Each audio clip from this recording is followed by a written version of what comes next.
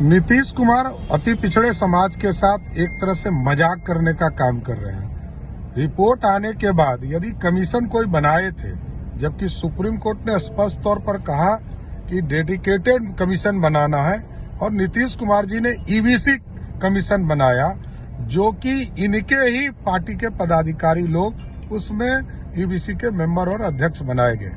मेरा ये मांग था कि आपको यदि किसी तरह का रिपोर्ट आया तो रिपोर्ट को सार्वजनिक करना चाहिए था, रिपोर्ट के आधार पर नया नोटिफिकेशन करना चाहिए था, रिपोर्ट के आधार पर किस जाति को आपने जोड़ा, किस जाति को हटाया, किस लिए हटाया, क्यों हटाया, ये सारी चीजों की देखिए, स्थानीय निकाय के चुनाव को लेकर के लगातार भारतीय जनता पार्टी की तरफ से बयानबाजी तेज हो रही है।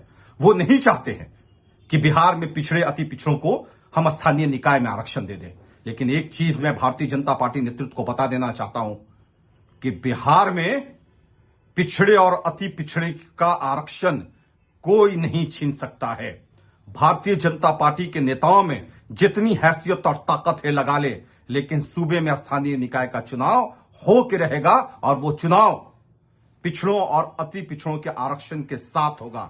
किसी माय के लाल में हिम्मत नहीं है कि बिहार में पिछड़ा और अति पिछड़ा से उनका हक छीन ले और ये चुनाव स्थगित करवा दे।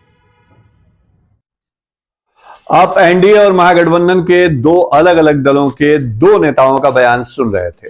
दरअसल बिहार में इस वक्त नगर निकाय चुनाव को लेकर के सियासी उबाल है।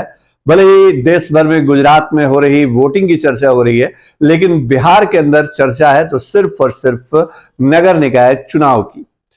सम्राट चौधरी विधान परिषद में विपक्ष के नेता हैं और उन्होंने सीधा आरोप लगाया है कि नीतीश सरकार कहीं ना कहीं घालमेल कर रही है और जिस तरह बैकवर्ड कास्ट को आरक्षण देने की बात वो कह रहे हैं, या फिर जिस रिपोर्ट के आधार पर ये चीजें की गई हैं और चुनाव की तारीखों का ऐलान हो गया, उसमें कोई बड़ी गड़बड़ी है।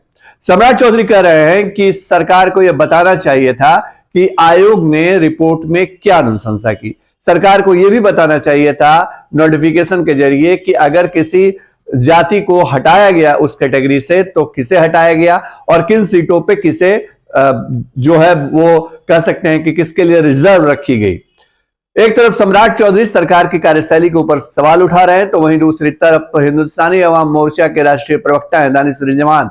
उन्होंने कहा है कि बिहार में किसी भी कीमत पर नगर निकाय चुनाव नहीं रुकेगा। दानिश रिजवान ने खुली चुनौती दी है और इस तरह देख सकते हैं कि बिहार में किस कदर सियासत हावी है नगर निकाय चुनाव को लेकर के। एक दूसरे पर हमला बोला जा रहा है, सरकार की नीयत पे सवाल उठाए जा रहे हैं और विपक्ष के ऊपर सत्ता पक्ष ये सवाल उठा रहा है कि वो आरक्षण विरोधी है। हमारी खबर आपको कैसी लगी कमेंट बॉक्स में जरूर बताते रहिए। खबर को देखने के लिए हमारे चैनल को लाइक और सब्सक्राइब आप कर सकते हैं। नमस्कार।